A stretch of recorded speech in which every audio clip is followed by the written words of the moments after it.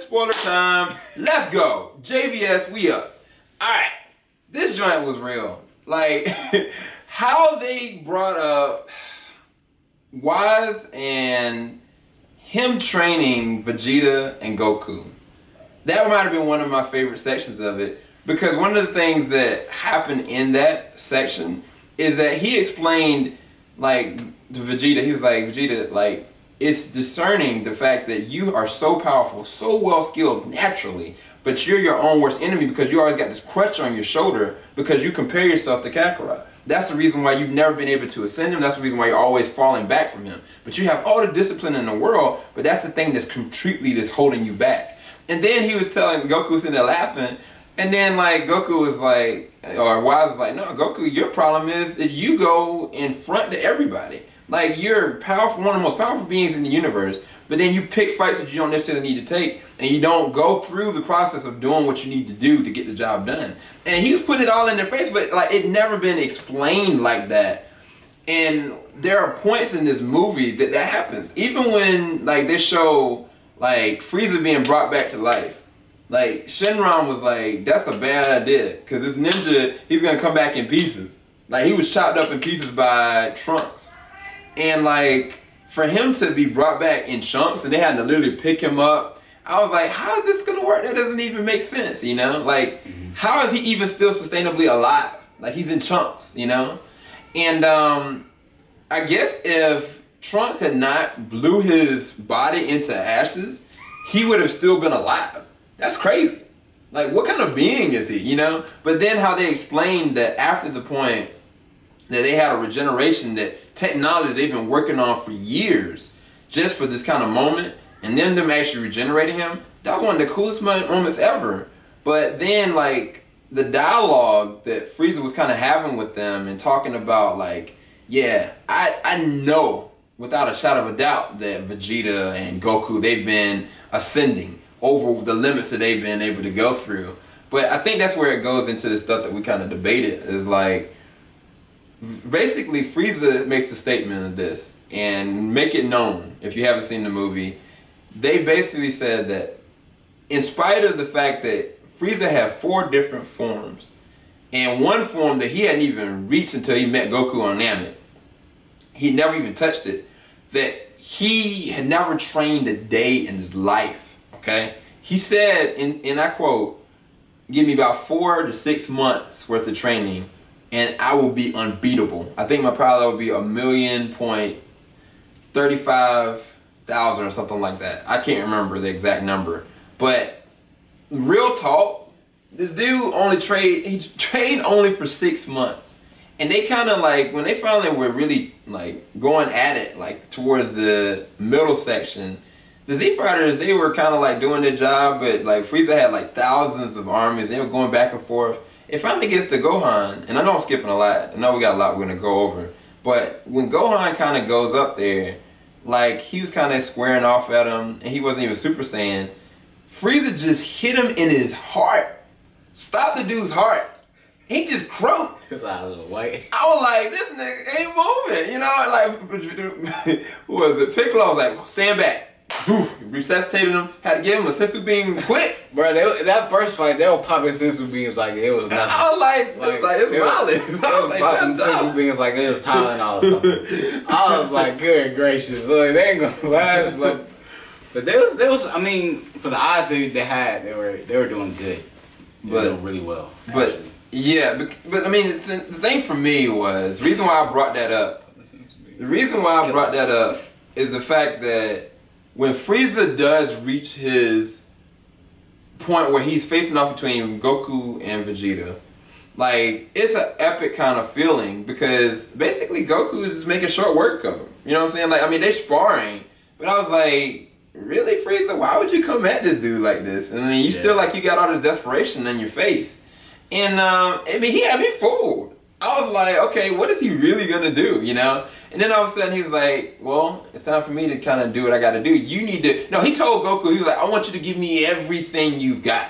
He's like, you sure about that? And Goku just all cocky. He goes into this blue God form that he has complete control over. It doesn't look like a Kaioken. This look like the true blue God form.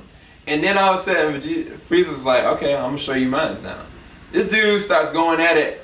I kid you not, it felt like the first time when Goku turned Super Saiyan. Hey, that's exactly in the how episode. It felt. That's how I felt because that's exactly how like it felt. I was like, I remember when like Frieza turned to his final form. I was like, man, he just mopping the floor with these ninjas. But then Frieza starts going and transforming in this one, and I was like, dang.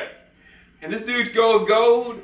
Like he was giving Goku that business. But the thing that we were just going back and forth is that they never showed the time frame that he was training. They never showed who trained him, how they trained him. Because when Vegeta and Goku were getting trained with Wise, Beerus was going off on his own. He was sleeping. You know, he was even kind of getting salty because like, why are y'all training with Wise, you know? And I mean, for me, I was telling Joe, I was like, it would have been cooler to see like, well, maybe Beerus was kind of training Frieza on the side. Like, I mean, that would, to me, because, I mean, Frieza brought his name up. I think, what was the statement that his father told him? Do you remember? Yeah, his father was like, for Frieza not to challenge, like, two people in the universe. It was Beerus was one of them and Boo was the other. Mm-hmm. Yeah. But what was your gripe about that? As far as, because, I mean, I'm talking about most of the positives of it. I think that I didn't like the fact that I didn't see the training, so it did. I mean, when it happened, it's kind of like it's just for the sake of the movie. But when they made the statement that he'd never trained a day in his life, and he was actually training, and he was doing it for 6 months, these transformations in this show, like even if it's like Gohan and Goku fusing as Gotenks, or even if it's Goku going from Super Saiyan level 2 to Super Saiyan 3, or Gohan from Super Saiyan 1 to Super Saiyan 2, there's a whole gap. It's like it's a whole different form. It's a whole lot of different power. But you had a gripe about it. What was your gripe? Nah, I was saying like for 6, it was a short amount of time for the scale of which, you know what I'm saying, like Goku had ascended.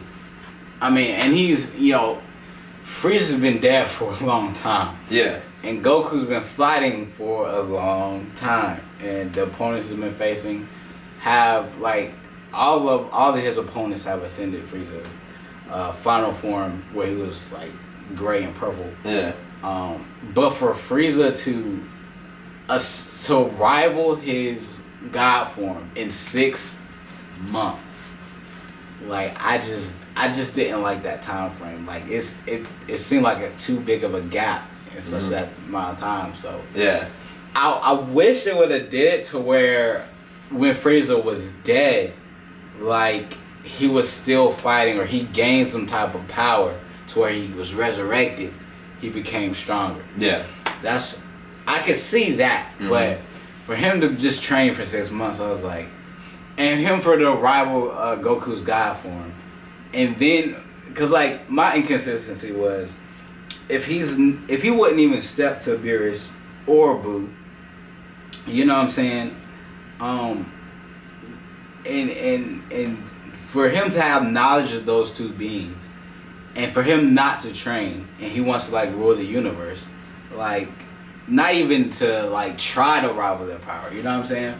Not even attempt to step to their level. Yeah. But yet, in 6 months, he's like, okay, like, you know, one of the strongest beings in the universe. Like, just because of anger from Goku. Just because of training and anger, you know what I'm saying? Yeah. Like, to me, I was like, okay, I'm trying to rationalize it. If I was like, I want to rule the universe, you know what I'm saying? I know there's 2 people I couldn't beat.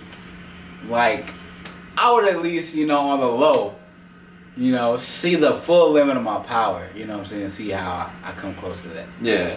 But true. For him to be able to do that in 6 months, it's like, to me, I'm looking at it as like, that is really, like, Frieza, you could have had this fight a long time ago.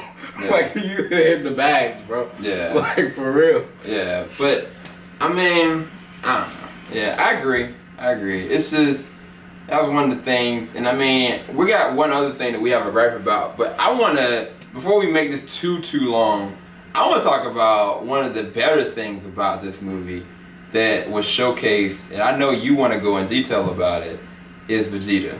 Ah, yeah, Vegeta. like I said, Wise was training like Vegeta and Goku, and like if you remember in Battle of the Gods, there's this scene where who was it that hit Bulma? Beerus. Yeah, Beerus, it basically Bulma got bucked, you know. She talks, you know, but he had the audacity of smacking his wife down. He was like, he lost it. And the thing that for me that made it so pivotal is the fact that Goku went Super Saiyan level 3 and was trying to hurt Beerus, just touch him. Couldn't even touch him, you know what I'm saying? And Vegeta had just kind of like got his butt handed to him by Beerus. But like he got so angry, and I think Master Roshi was the one that called out. He was like, Vegeta's anger pushed him beyond Goku's strength. And it did, because this dude started wailing on Beerus. And I'm like, he's just a regular Super Saiyan 2 at most. He went ape crap on this ninja. He beat him down. And like going to this movie, and they've been training and stuff like that. And Goku, he was kind of giving Frieza the business. Like when they were going to God form, it was back and forth. But I think Frieza had the upper hand. Goku had kind of alluded to like, man, I understand your weakness now. And like the whole entire time, Vegeta's just sitting idle. Like he was just like, I want to get in. No, in the beginning of the fight, he was like, no, I want to go. Yeah, he was like, I want to do it. Kakarot, it's my turn. Like the entire movie, like they were, Goku was fighting Frieza by himself.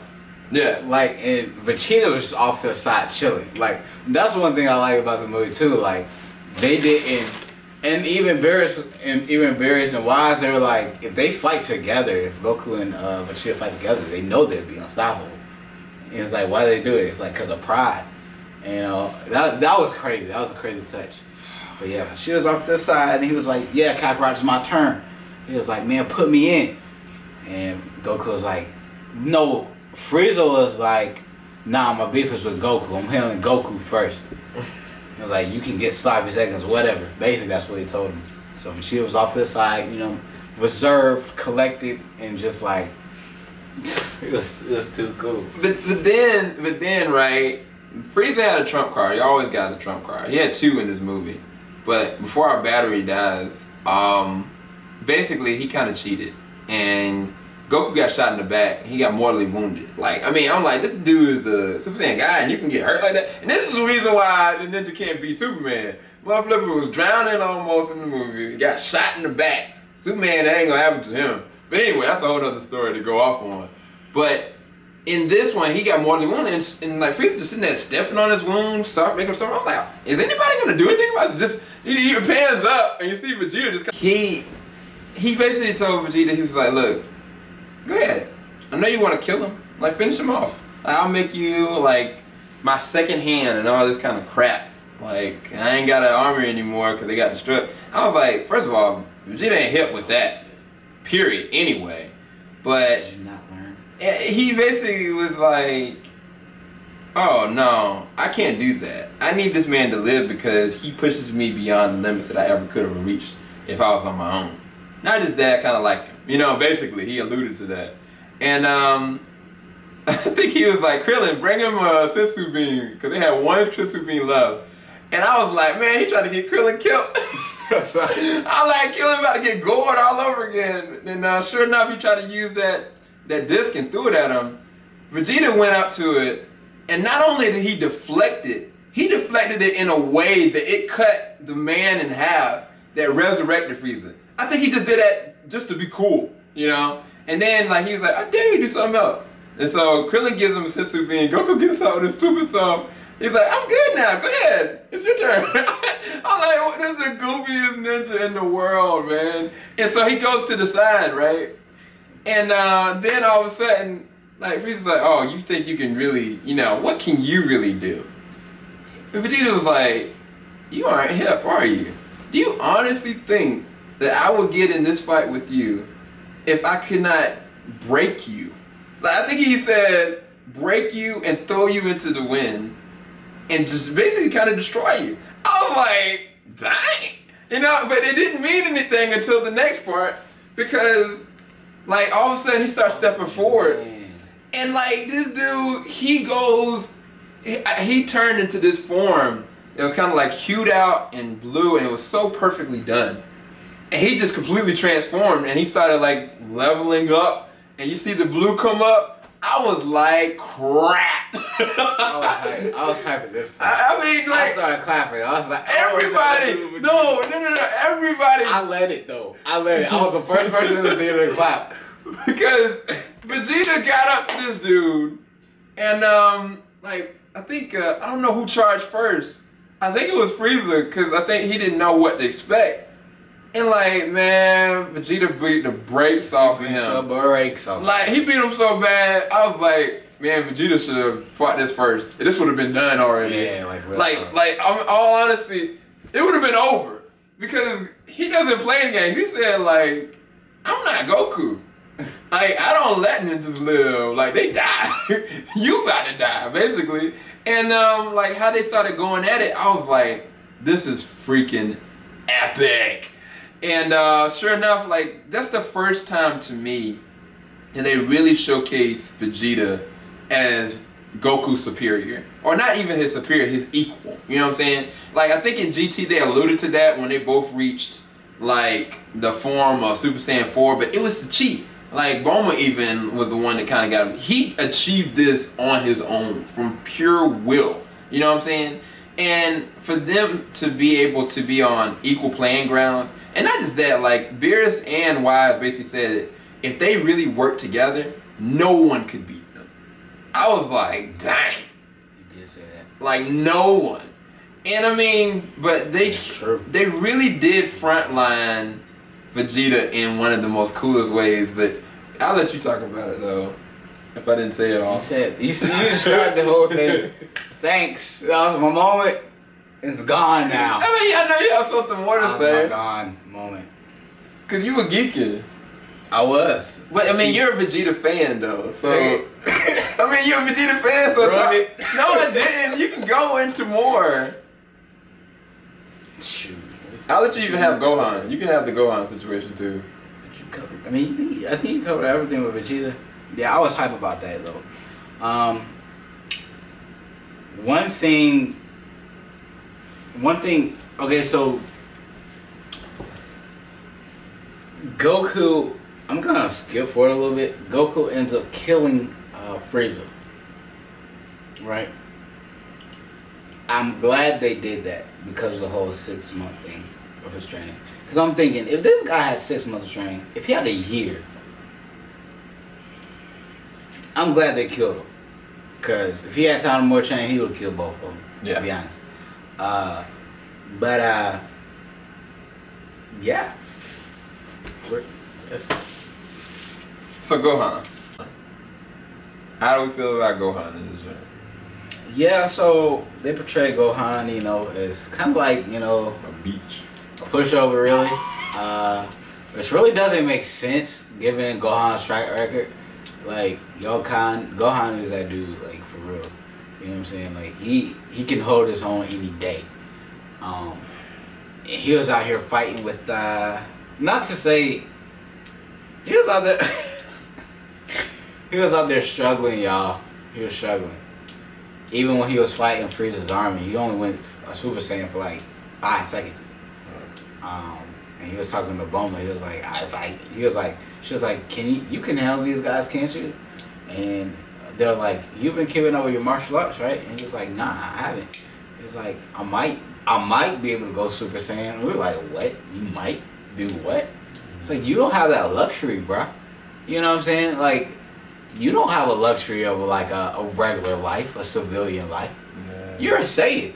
You know, you're a guardian of the planet Earth. Yeah. You don't have that luxury. You better be training. You better get your butt in the dojo. Bruh, they had this Joker in some track pants and this green jumpsuit.